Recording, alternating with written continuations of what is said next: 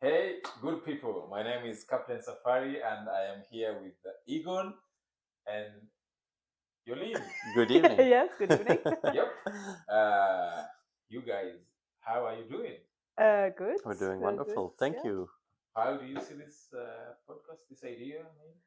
It's really nice. We both like to travel a lot, Yeah. so I would like to talk about traveling. yeah. So So it's very convenient. sounds perfect for us. Yeah. So how was it when I sent the message asking you guys to come? What did you guys think? What was going on through your mind? At first place. Enthusiastic. But first, what are we going to talk about all the time? Yeah. And then we saw your introduction Yeah. on YouTube or Oh, yeah. on Instagram. It's like, okay, this is like a very serious thing. It's not like it's not some oh, we're gonna try this. No, it's like Yeah. it's for real. Yeah. So You have to do we it. have do to it do good. some preparations. Yeah. So in the beginning, I was thinking of I knew I was going to invite people, and then I had to think. I was thinking I have to explain some things before they are here. Otherwise, I will spend a lot of energy to explain to individual people. And I was like, that was the highlight of what we are going to do. Okay. And we are trying to have all our traveling experience on one table and try to share with the world. And people should be inspired and get all the tips. Definitely. So how many countries you guys have? We actually have this app on our phone. It's called Countries and then we just like the globe, and you see at each country, and you can select if you have been there, if you have lived there, or if you want to go there. And we keep it like up to date. So each travel, like every first day, we like we have been to a new country. And I have 45 countries. 45 countries. 45.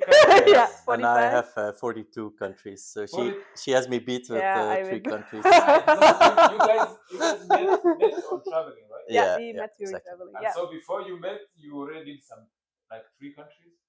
No, before we met. Oh no, some of the countries you went.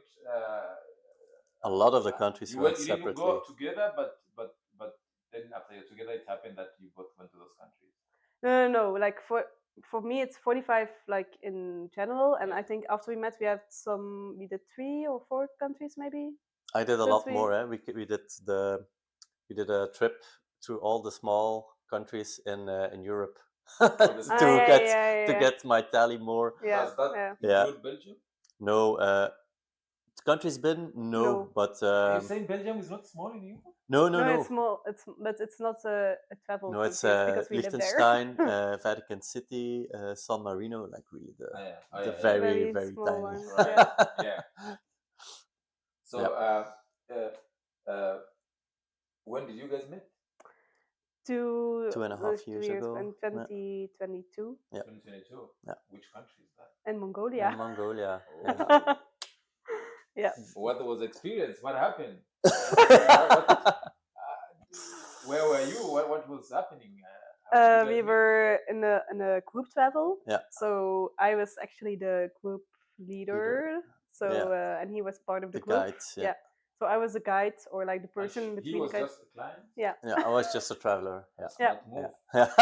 Yeah, and then but we were only like a few with who had the same age, because a lot of people were older than us. Yeah. So then you always connect with like better the with people same age. same age. Yeah. So we were sharing a van, we were sharing sleeping tents, we were sharing a lot. And after a while, okay, the sparks flew. I want to know at what point of your trip, I don't know, you thought or he thought, I think I want to. What did she? What?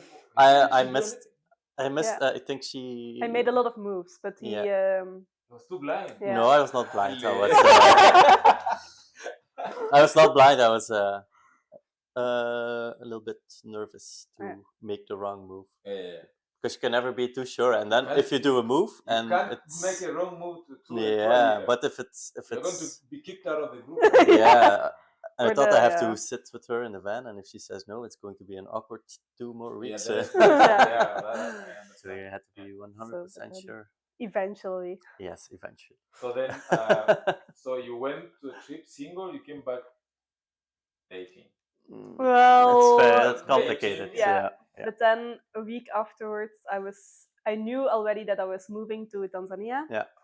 So I already said it in the beginning, like, Yeah. you know, I'm moving, so it's not gonna be something.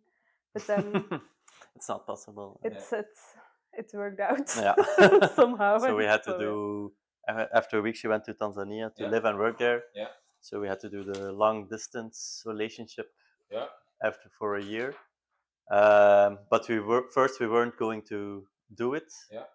But we kept sending messages and calling, and then it's like, okay, let's just try and see if we can make it. And then that means I hope. I'm not going to say what you're thinking. No comments.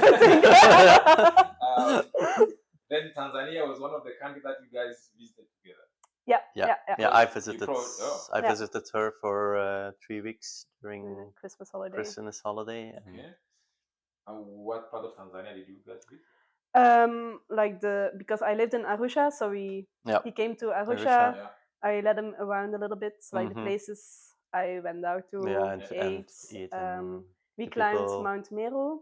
I think that was the first thing we did together. Yeah. To the top. Yeah, to the top. Yeah, during Christmas. On Christmas Eve. Yeah, on Christmas in Eve. a snowstorm. Yeah,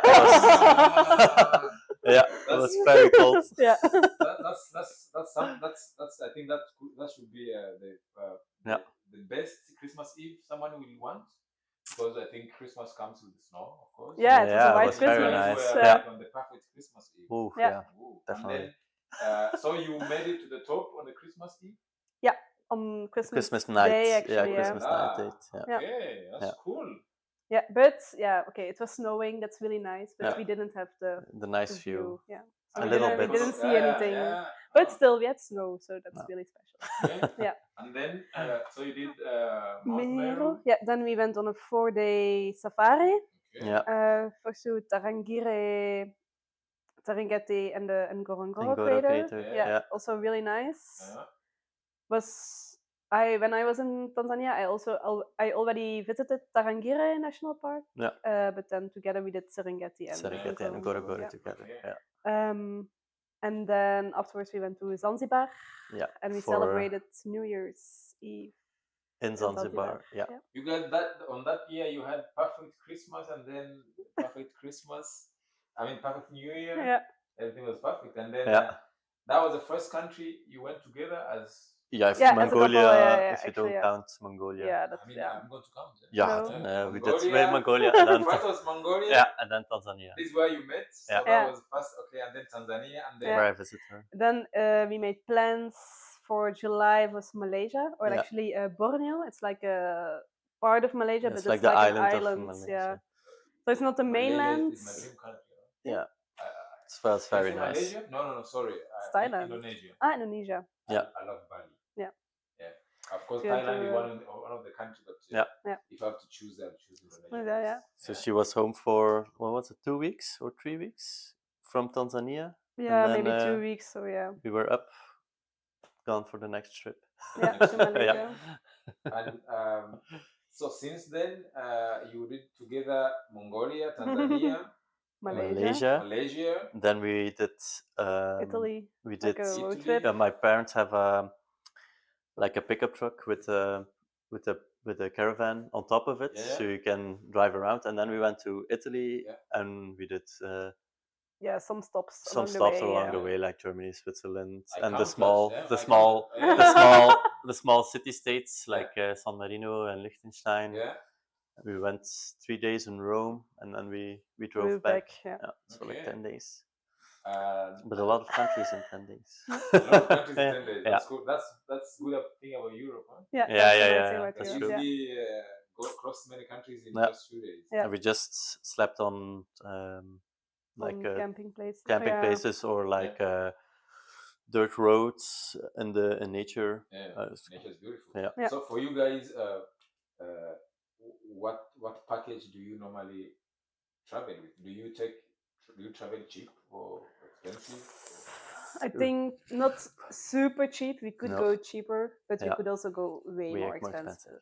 So it's, I would say, not even mid-range, maybe like a little bit low, mid-range, low range. Yeah. Can you remember? Can you think of the cheapest trip you've done? And probably the most expensive that a lot of money that you spent. For me, I think like if you just look at the activities, so not the living costs, I think Tanzania is actually quite expensive. If you want to do a safari, if you want to climb Mount Kilimanjaro, that's go to Zanzibar. If you go to Zanzibar and the have a diving nice and the hotel, kitesurfing and a nice hotel. Yeah, then I think it adds up. Tanzania it's quite expensive. So let's say one of the top expensive trip you've done, it was Tanzania.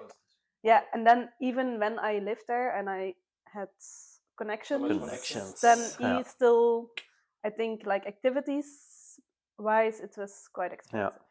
But if you see just the cost of living, like sleeping and eating, then I would say more the Scandinavian countries like Iceland and Norway. If you want to have a drink somewhere, like a beer or a glass of wine, you pay already at least 8-9 euros. So let's say you went there for 4 weeks, right? For 3 weeks, Tanzania? Tanzania was 3 weeks, 3 weeks. So let's say in 3 weeks, can you think of how much you probably spent, both of you? Well, she didn't have to pay the plane ticket. She already lived there. But the plane was not that expensive compared to other flights we did. I think until over 3,000 euros for me, because I have the plane. But I didn't have to pay for accommodation for a few days because I could stay with.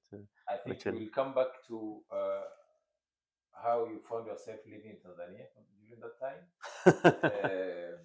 But so okay, for 3 weeks you guys spent like 3,000 plus euros. Yeah, me a little bit less. That was just for you. That was just for you had me. to buy the flights. So that's for both of you, including all the safari activities. Then it's definitely, I will count 5,000. I guess so. Yeah. Do you know? Do you have to feel sorry for yourself that I spent 5,000? No, we actually don't think a lot about it. We actually don't. We really had to think hard about our budget because we don't.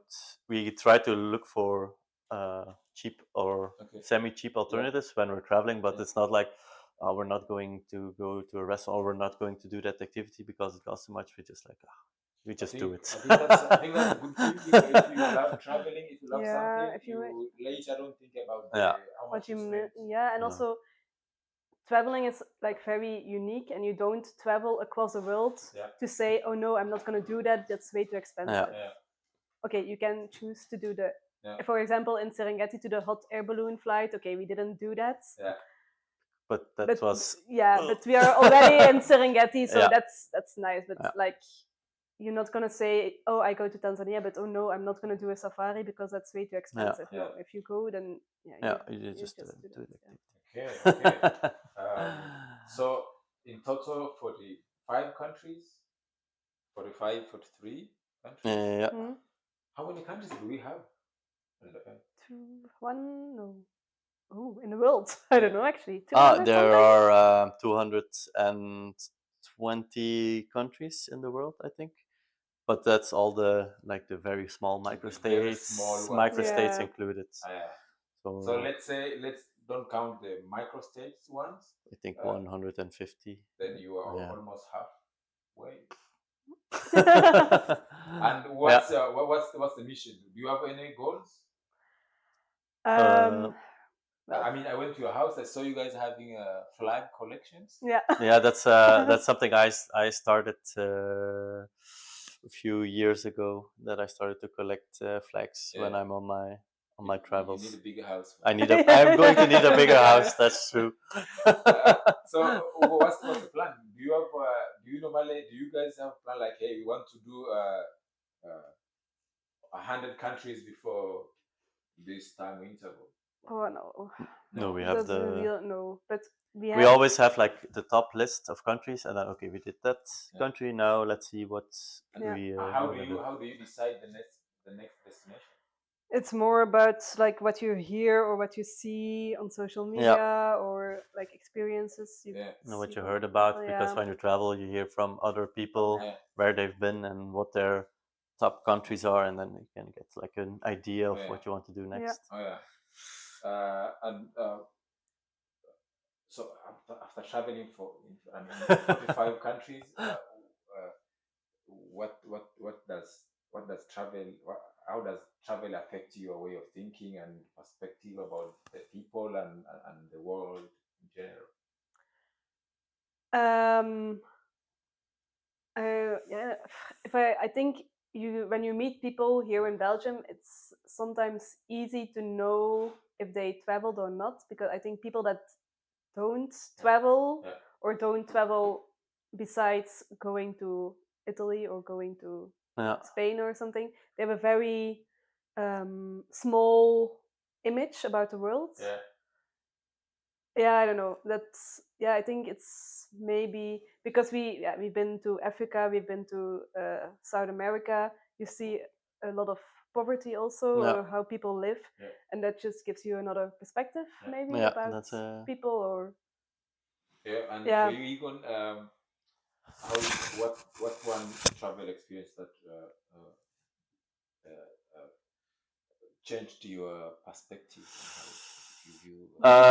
It mostly makes me appreciate more what we have in Belgium, because people like to complain about it's cold in here, traffic and everything. But it's like, so what? I'm in my heated car traveling to my car, and okay, it's cold, but you can just go home and buy warm meals, sit in front of the fire, just relax, and you know the problems are very very small compared to what you sometimes see. Are you guys married? No. No. Are you going to do that? Don't know. No, maybe. I will recommend to meet again on travel. Well, if it happens, it will probably be on a travel, I guess. So. Like a spur of the moment thing, like let's get married. I have friends who did their marriage in Tanzania on safari. Oh, wow! In a very cultural way that I couldn't imagine. You know, in the bush, and they wear Maasai clothes. The traditional, and we set up some stones. So we wrote their names on the stones, and it's been a very remarkable thing for them. And of course, for me, it was a new thing.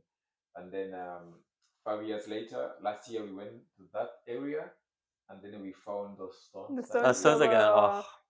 So you guys should. I think if I were you, after traveling 45 countries, I will name myself as a traveler, and as a traveler, I will do all my special memories. I will make sure I create them on the trips. I think. So if you are going to do that, you invite us, and then we give you another interview. You found it was not safe for you. Unsafe countries are very few. The traffic in Egypt was very unsafe. We felt very unsafe. It was. We've been to a lot of countries, but Cairo is really it's really a madhouse. To cross the road, to be on foot, it's crazy. And the people, how they drive there. It's good that we didn't stay there for 2 days and then get out. And for me, it was I think Bangladesh. Oh yeah. But also because it's not touristic at all. So you really feel like you're the white person, and people like stare at you and like wanna like touch you and take pictures. And also the traffic was crazy. I was with a friend. We were like in this rickshaw, with the bike. Oh no, with the bike. And we were like. We set like a destination to the driver, but we were like on Google Maps, like following that he was not like kidnapping us. But then you go to a bike guy, and then you say this destination, and then he's focusing on touching. White skin, wow, blonde hair. But then some other like people, like a lot of bicycles and people on foot, and they try to rip out the cell phone Yeah. out of our hands. Oh. But my friend knew, so she was really clamping on our cell phone, so it was unsuccessful. But then we were like, okay, we really have to pay attention on our stuff. But in other countries, I never pay attention on my stuff. It's crazy, actually. I had the same experience with somebody trying to snatch my phone in Nairobi. And then I knew the stories before I went there, and then by the time they were doing that, I was not expecting anything. I was just living their life, and then someone came, and then we were really fighting for the phone. Like, it's like, my phone. Yeah. And then nobody cares. No. I mean, people. It was like in center town, and there's so many people there. I think people are watching. Nobody cares. Nobody jumps in. It was like, it's Nairobi. It happens. It's also one of the. It's actually, I think, one of the biggest city in Africa. Yeah. Probably one of the most developed Yeah. cities. It's crazy. And so, how does you've seen a lot of cultures, a lot of foods? Can you share the experience on the culture and food, and especially also on how you interact, how you learn to copy with people's culture? Some cultures could be uncomfortable for some of the people, but that's their culture. You go to these places, how do you learn and to copy? Some people cannot hold. Some people are like, no, you can't do that. But as a traveler, I think you need to have a very soft brain to accept everything. And be respectful. And what was the most shocking culture that you came across in travel? I think for traditions and how people act, that you just have to be respectful. Even if you go to a Muslim country, as a woman, you have to wear you have to carry a scarf with you so you can put on. So it's, for me, it's normal to be respectful for every culture. You see, she say for me it's normal, but for a lot of people it's not normal. Because it's traveler. If you're a traveler, your mind open up, and I think it's mostly about respect. You just respect it, and you just grow the level of respect. I feel if other cultures or people from other cultures see that you're trying, or it's your first time, that if you make a mistake or you interpret something different, they have patience with you, and then the next time you adapt to it, and you. But food, for me, it's a little bit more difficult because I'm not a bad eater, but I can be particular about food, and especially Mongolia. Oof. It was they eat a lot of goat meat. And now, even when I now smell it in Tanzania, the smell of the goat, it brought me back to Mongolia. And it's like, no, I can't do it. Are you talking about the goat who is alive, Maasai goat, or you're talking about the goat on the table? No, first it's alive. So you see it, and then you see it when they kill it, and then you see it. But they don't do it like on a barbecue. They do it like a big stew out of it. And just the smell, and it's like it's cooked. It's I can't handle it.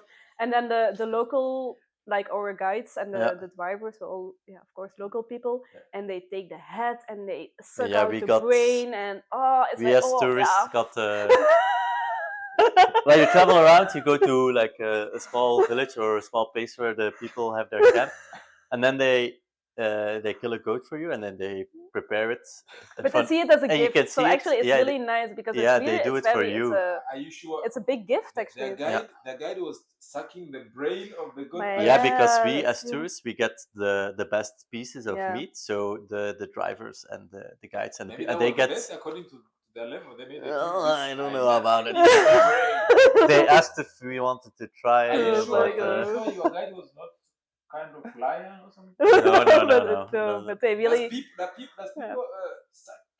go to brain. Yeah, they don't waste anything. No, they don't waste anything. But they asked her sometimes, actually, do you want to try it? Or like, and then they gave us also the hat as a gift. And when we were driving around in the van with a goat hat.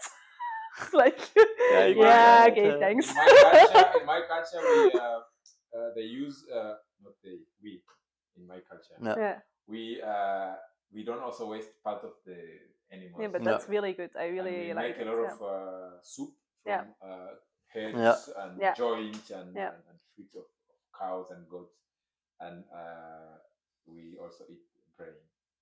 Yeah. But they also you can we do it the here, but difference is we don't suck it. yeah, But so we make it so we roast the brain and then no, they were really and then you've tried animal blood. blood. blood? Yeah, No. blood. No, we did. I do try to eat some exotic meat, but blood, no. I've eaten. I've drunk a cow blood. No, I haven't tried it. I cannot share. Can't say that. Yeah, Maybe. I also don't know if I would do it. I'm actually drinking cow blood right now. Right now. Yeah. So yeah. So you say Mongolia had kind of food that shocked you? Well, not shocked, but that it's yeah, but it was also the problem. I think the main problem was that it was the same food every day.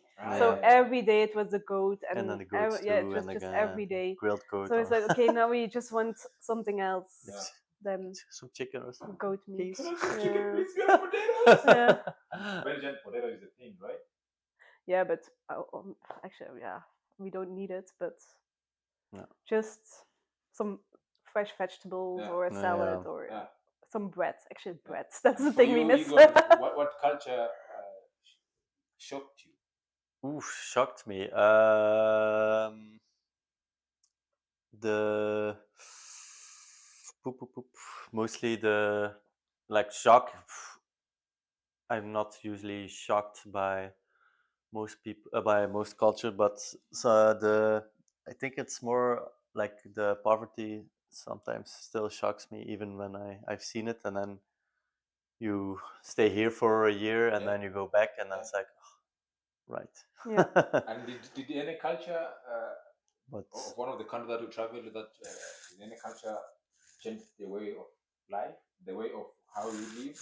Do you live like in normal life? Do you live other people's culture? The problem is for that, I think you only truly change when you're living there. Yeah. So I think Jolene has changed because for the longest that I traveled was 6 weeks, and then you move from place to place, and you don't stay long enough at one place to really you get to know the culture, but to really live it is something else. You need to. You lived there for some time, Yeah. right?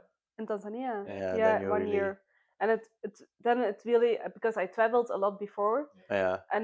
But mainly to Asia, and I thought, okay, Asia, it's gonna be the same. In Africa, it's like the same, but it was completely different. And also living somewhere or traveling is also completely different. So it actually took me like, I think, at least 3 months to really get used to the lifestyle. And okay, this is done here in Tanzania like this, and I can't change it. I just have to go with it. Just stop. Just stop fighting it. Stop fighting it. And just now, go with it. Yeah, and now you are like back in your country.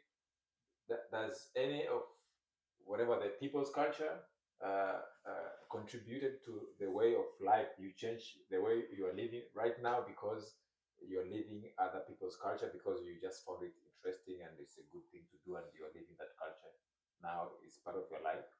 I think what changed me the most is just be more independent or something, or like adjusting more quickly. You also know, like, driving in Tanzania can also be a hassle. So I think I'm more like defensive driver now, or you have to negotiate a lot of prices or talk to people and negotiate, and think it's also a little bit easier now for me to just say what I want and try to discuss. That's true. So it's things like these that are, and also when we went to Egypt last year, I was like, okay, we're going back to Africa. Okay, it's Northern Africa, but back to the negotiating culture. And I was like, okay, we have to go. We have to be be prepared for it. Be prepared. So for you, I would say your parents inspired you when it comes to traveling. Yeah, they gave a good example. Oh, there was another person who inspired you? To inspire to get to travel, I did have some friends that took me on the on a holiday outside of Europe for the first time when I was 26 to get me back into the big travel moods again, because before that I was like, okay, small trips, and then I went to Cuba and Mexico for 3.5 weeks, and I was like, oh, damn, I forgot about I forgot about traveling. I need to get back. I need to get back out there. And for you, since your parents, when they are not traveling people, No. and who inspired you? Yeah, Because I don't know actually. You started traveling from 21 years old, and now I assume you are 26. Yeah. Yeah. Good flatterer, yeah. And in a very short time, for me, you've traveled so many countries. I think you can't do that if you don't have crazy motivation and maybe you have some inspiration. I actually don't know. I think I watched a lot of National Geographic. Okay. So it's like, oh, okay, you can go there and you can. And for me, actually, I'm more into nature and animals, so not. I'm not visiting countries for the culture per se. More than nature. Yeah, more than nature, and then you see National Geographic and these animals, and so wow, you can really go there and see them.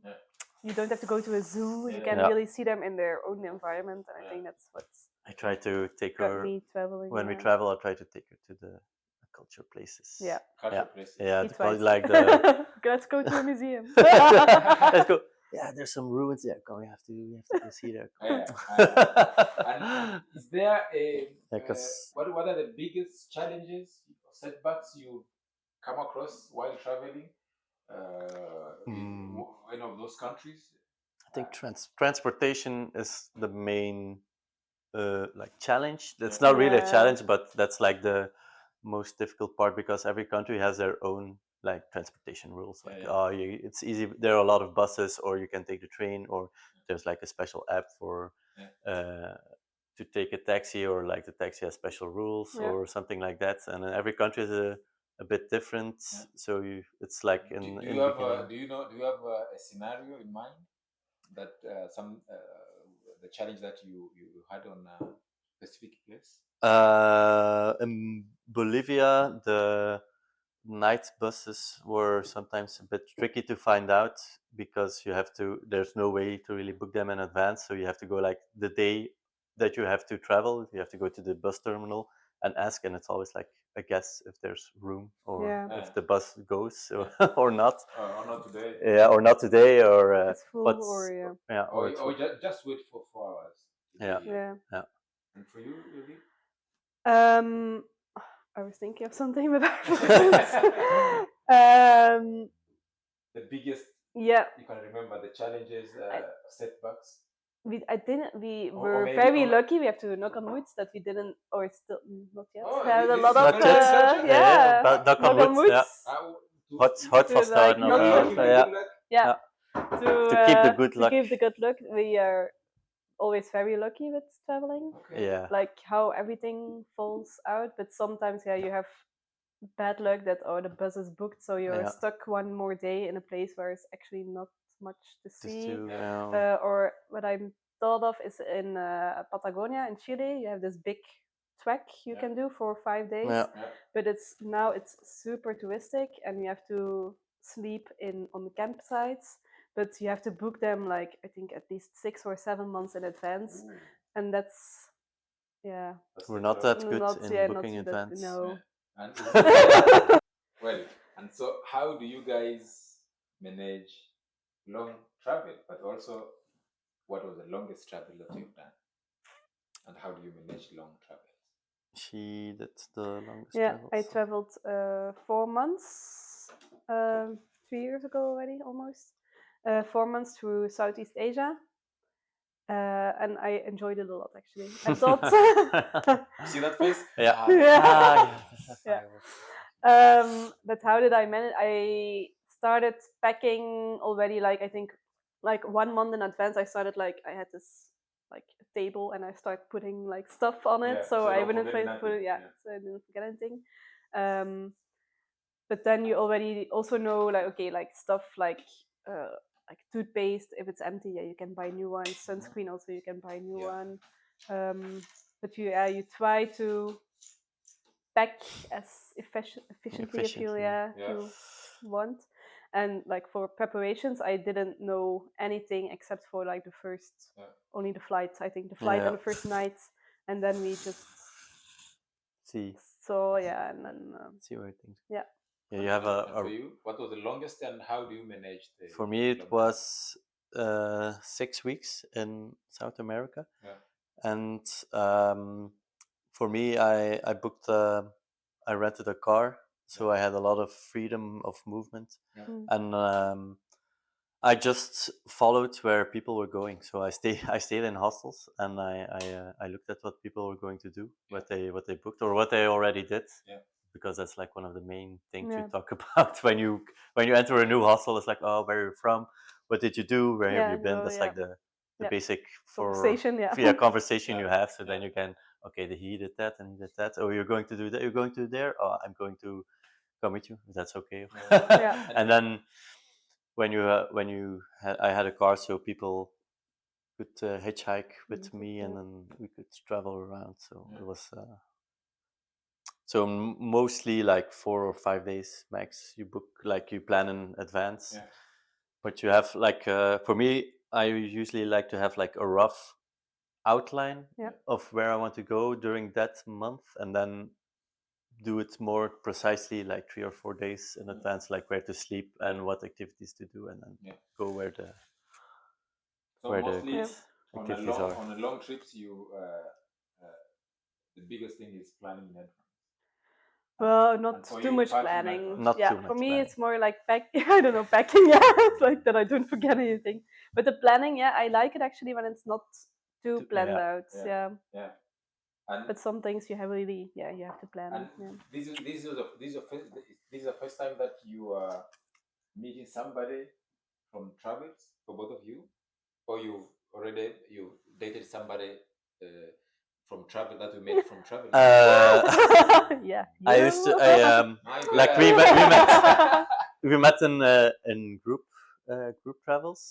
And I did some group travel before, and it's a very like laid back and easy way to meet other people, because most of the people you meet on group travels are also like single. Talk to the single people. Are also single, so there are like right now there are a lot of companies that offer group travels. So for very specific things, like for different countries, like culture, history, nature, whatever you want to do, 4 weeks, 2 weeks, 1 week, city trip, like even like half-year group travels also exist if you really want to. Being single is your option. There's so many ways to date somebody. Just have a budget. Just have a budget, then you and when the conversation flows naturally. This was second time you met somebody on travel. It's my first girlfriend from from travels, And you, this is first girlfriend. Well, I met a lot of people, and you try to stay connected, but sometimes it just doesn't work afterwards. And how does love or relationship make your traveling life easy or hard? I think for us it's easy. I think we can travel together very easy. Because we just enjoy it so much, and we are both very relaxed. We're like the best version of ourselves when we're traveling. So. And that's true. And is there any what is the biggest misconception of the people, maybe about the people or the country that you always knew, and then through traveling you realize, oh, I always thought this is black, but it's white. That's a good question. Malaysia was way more civilized is a wrong word, but developed. More developed and modern than I thought. Like every city had was very Western and modern, and all the amenities were there. It's like very mostly it's like very easy to travel around. I thought it would be more difficult to travel around to book and everything was everything was super smooth. What about you? Well, I don't know. Like, I think maybe it's still in Tanzania that people say, "Oh, you have to be careful." The first time you're going to Africa. Yeah, it was the first time for Africa for me. Imagine. Oh yeah. But I think you have to. You can see like in people's eyes if they are serious or not. I think if they wanna try to scam you or rip you off, or are they really polite, friendly people? And I think it's sometimes the line is like it's a very thin line if you can trust someone or not. And I find it really hard to really trust people. Yeah. So So what was the picture you had in mind about Africa, to be specific Tanzania, as you are going for the first time? What picture did you had about either the country, about maybe the culture, the food, and then when you are there, you realize, oh, this was misconception. I thought it was also very safe and very easy, but it was not because I wanted to. I think one of my first evenings, I didn't have a car yet. I wanted to go out, but then like the people on my compound said, "Oh no, it's dark. You can't walk around alone." It's like, what? Why not? Like, no, it's way too dangerous. Like, okay. So that was for me like a very first limited. So it's like, okay, and someone, it was a compound with a gate, and someone opened it and closed it. It's like, it felt very claustrophobic. Yeah, not claustrophobic, but it's like, okay. And for all your travels, you are lucky to, because you said you always have at least you would say good memories. It's crazy. You traveled for years, and I had lost luggage when I went to Canada. That's something to talk about. Yeah. I think this happens to a lot of travelers. Yeah, they lose their luggages. Yeah, there was a technical difficulty in Brussels airport, and I had to scan all the luggage by hand. So it was chaos when we left, and they said, "Okay, just leave your bag here, and we will scan it, and we'll get on." So the problem started in Belgium. Yeah, the problem started in Belgium, and we will scan it, and it will get on the plane. Everybody boards the plane. Yeah. We go, and you see the conveyor belt, and it's like 6 bags, and you see 100 people looking around. And it's like, okay, you already know. Yeah, you already know what time it is. No bags, and then you start queuing for the baggage claim, and then you have to show a picture of your baggage so they can send you. And then the big problem was I was going on like a trekking trip through the lakes. So I called the company. Yeah, do you know where I'm going to be in like 4 or 5 days when they're going to deliver the bags? And they're like, no, somewhere in the in the wilderness. So, somewhere in the country. Yeah, somewhere in the country, somewhere in the wilderness. So I had 2 days in Toronto before I left for the wilderness, and then it would be like 5 or 6 days, and then I would be in Quebec. So I had to leave my information. So I had, I think, the night before we left, we were leaving at 5 a.m. and they dropped my bag off like 2 days later. The night off at 2 a.m. So just by 3 hours, I had my baggage. But I also had to buy everything for the week. Because you didn't have anything. No, I didn't have anything. I went to Walmart, did a big shopping spree so I had a week of clothes. Then I had my bag and all the clothes. Have you ever forgot some essential things while traveling, like passport? Ever? I didn't. She in Bolivia, she left her. Oh yeah, wallet. true. Yeah. I already forgot. Not my passport. No. With my credit card. Yeah, the wallet with the credit card and the money. And you got it back? Yeah, it was really nice. So Bolivia. Yeah, Shout out to Bolivia. Yeah. To Isla del Sol. Yeah. So we went out for dinner to a restaurant. Yeah. I paid. I still remember that I paid. Yeah. We went back. The next day we went for a big hike around the island, and then the next morning we had to leave very early. Yeah. So it's like, okay, let's start packing. Start packing already. Normally we wouldn't have done it because we are like very postponing everything. Yeah. But it's like, okay, no, Now let's start let's packing do it, already. So I was taking everything, and then I also was already booking, I think, the hotel for a few days after. But I needed my credit card to put in the numbers. Yeah. And I was like, where's my wallet? Where's my wallet? Yeah. I looked take everything out. everything. It's like, oh no, where Oh, could I put yeah. it? And then I said, okay, thinking back, and I said, okay, we in the restaurant, I know 100% sure that I paid, so I still had it. Okay, we have to go walk back to the restaurant, but we just did like a very big hike. Yeah, the restaurant was on top of the The restaurant top was on of the island. top of the island. So they like, God damn it. Hey, don't eat on top. No. In case you forget your card, then it's another hike.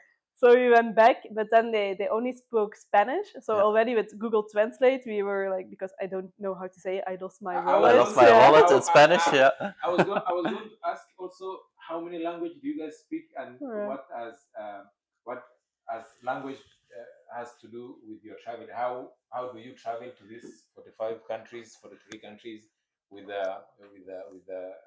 countries with, of course, with different cultures and food and people, and of course the language again. And how do you do that? I think English is main. Yeah, it's definitely the main language. But in some countries they don't always speak English, or like very small amount of English. And then I used Google Translate. What language are you comfortable? English. Because we could do interview in Chinese if you want. No. No. No, I don't speak any Chinese. Okay. English, Dutch. Yeah, Dutch. French will. Okay. Me a little bit more. And actually, Spanish is not that hard if you know a little bit of French. So you understand. Yeah, you understand a little bit. Yeah, because they are both Latin languages. Yeah. And in that case, then also you can understand a bit of Italian. Yeah. No, Italian. So comfortable 3 languages. Yeah. And then with 3 languages, you traveled to 45 countries. Yeah. How many continents? 4. How many countries? We have 7 continents. No, it depends. If you have, for me, North and South America, Europe, Africa, and Asia. So only Oceania. And Antarctica. And Antarctica, yeah. Oh. One day. One day, yeah. Is it on your bucket list? Yeah. Antarctica? Yeah. Why not? Someday, yeah. Someday, but you have to save a lot of money first. I think that's the most expensive thing you can do travel-wise. So, and what is that one thing, as for you, as a person, you must have on trip?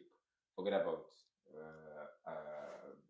your credit cards and passport. What's that one thing that you always put in the bag first? Wet wipes.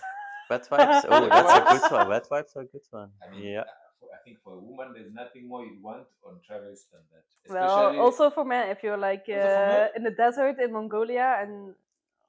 It's always. We do hardware enough. But it's always good if you're not really on the possibility to shower, just like a quick wet wipe wash it gets very refreshing.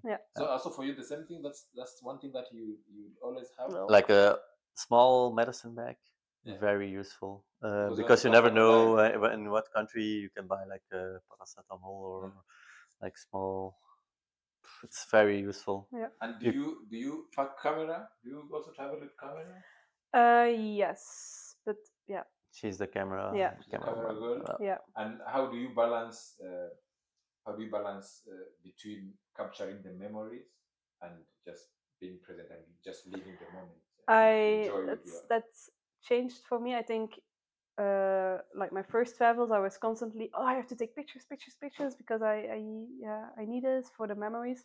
But now I can, like, for example with a safari, I just you take a picture of the animal, and then camera down, and then you really just enjoy. Okay, I have the picture of the lion. Yeah, the lions eating or the elephants playing with the sand and the water, just enjoying it and not constantly taking pictures. I think there are people who really. Nowadays things have changed, and people care a lot of the picture memories. Sometimes something incredible can be happening, and then some people they can't see it with their naked eyes. Yeah. They see it through the camera. Yeah. From the time they are capturing until after the trip, then they start looking the. Yeah, and then they look at it. I think it's. What do you think? For me, I think it's important to also get some time to just be enjoy there. it. Yeah, enjoy that. I think also a good example is like whale watching. I did it a few times in different countries. Yeah. And the first time you see whales, you're just constantly like trying. He's gonna go there, and you try to capture the moment. And especially if the tail goes up, you want to see the pictures of the tail. Yeah. But then now I'm like, okay, I'm gonna just enjoy this massive creature. And do you write reviews after traveling? I don't, but sometimes you do it. If it's very good. Sometimes they ask it. If they ask, I always do it. Yeah. And do you use reviews deciding the next destinations, or just doing some surveys on where you want to go next? Do you read people's reviews? I think more for restaurants or hotels. Yeah, restaurants or booking accommodations, but we also use Lonely Planet is also very travel books, very useful. Lonely Planet. Voilà. Travel guides are very useful to plan your next activities. And we also use 10 things to do in Brussels. I look it up. Actually, nowadays I sometimes ask ChatGPT what is like the top top things to do, and then I was like, okay, and then sometimes they have good ideas, and it's just like what is that? So they always give the idea, and then they ask you a question. You have better idea, and then you have to also give your own idea. The best are people that have been there and can tell you what they did. Those are the best travel guides. Okay. And now, after traveling for so many years, so many countries, almost all the continent, I would say, what is one hidden gem that people should really visit? You are like there and they're like, come on, why? Where are the tourists? Why are we alone here? I would say Bolivia. Yeah, Bolivia, yeah. Both of you, Bolivia. Yeah. But that's it's also the freshest in our memory. But it was actually not as touristic. No. And I think the country deserves more tourists. Yeah. And Mongolia was also. Yeah, Mongolia. It's almost zero tourists actually. If you want to be alone on the travel, go to Mongolia. Okay. Yeah. If you want to be alone, go to Mongolia. And for the hidden dreams, go to Bolivia. Yeah. So, what are the 5 countries you recommend to someone? Well, to visit. That's a difficult big question because everybody likes different things. I'm really into mountains on travels. Okay. She likes. Let's do for the people who are into mountains. Looking for mountains. You should visit. These are the countries you should visit: Norway, Canada, Patagonia. So that's Argentina, Chile. Iceland. And I let Yulin choose the other two. Yes, you can choose the other 2 countries. Well, I would say the Philippines because I really like the beaches. And of course Tanzania. I can't not say it. Because of you don't have it anywhere else. The steppe and the African animals. Really nice. And what are the countries that you're going to on your bucket list? A lot. A lot. Definitely Australia and New Zealand. Yes. She's going to take me to the Philippines. Philippines? Yes. Your bucket list country number 1 is Peru. It's Peru, yes. You definitely need to go Peru. Yeah. Okay. Still a lot to visit. Yeah. And what would you advise a person who is just starting the traveling life? Just do it. Just do it. Just do it. Yeah. Book your flights. Yeah. Be open to new experiences. New cultures. New cultures. Don't be afraid to start talking to people. Like when you meet in the new hostel and you see somewhere sitting reading, don't be afraid to go up to them. Don't budget too hard. Like have a big plan, but don't I think also start easy with, for example, I think with something in Southeast Asia, like Thailand or Indonesia, is easy because you also meet a lot of fellow travelers. It's very open to backpackers. Very open. And so after all these travels, and you still have a lot of plans of traveling and all these years, what does home mean to you? Oof, yeah, for me, home means when you get home from a big trip, it just means like throwing everything and then just falling into the couch that you know and just. I think it's hard to explain when you get home from a trip. It's like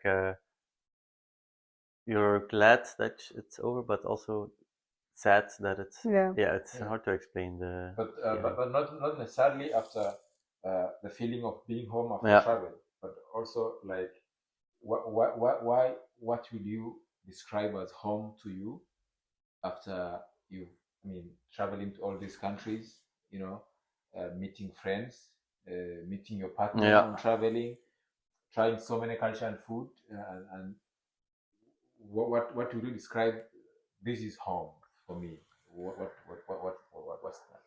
Home is for me the how to explain it, the comfort of then you don't have to think about where you're going to eat the next day or where you're going to sleep or what your next activities are. Then you can just home is where you have comfort. Yeah, where you have the comfort and you can just be yourself, or you always be yourself, but be like on I don't know how to explain it. In Dutch. It's also hard. It's just hard to explain it. But when you get home, you can just. I think you can do. You don't have to do anything, and you can just relax. And I think home. We say home is where you feel comfortable. I think that's that could be a very key word to use. And what do you think? I had a conversation one time with a friend. We like when I went to Mongolia the first time, our group leader was a photographer, but also he travels a lot. He's only traveling, and then someone said, "Oh, I really couldn't do that. I need like a place where I can go. I need a home."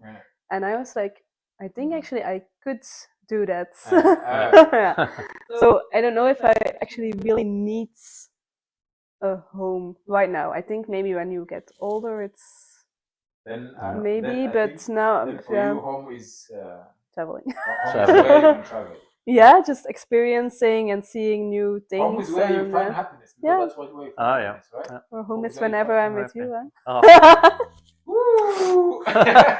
I want to change my answer to that.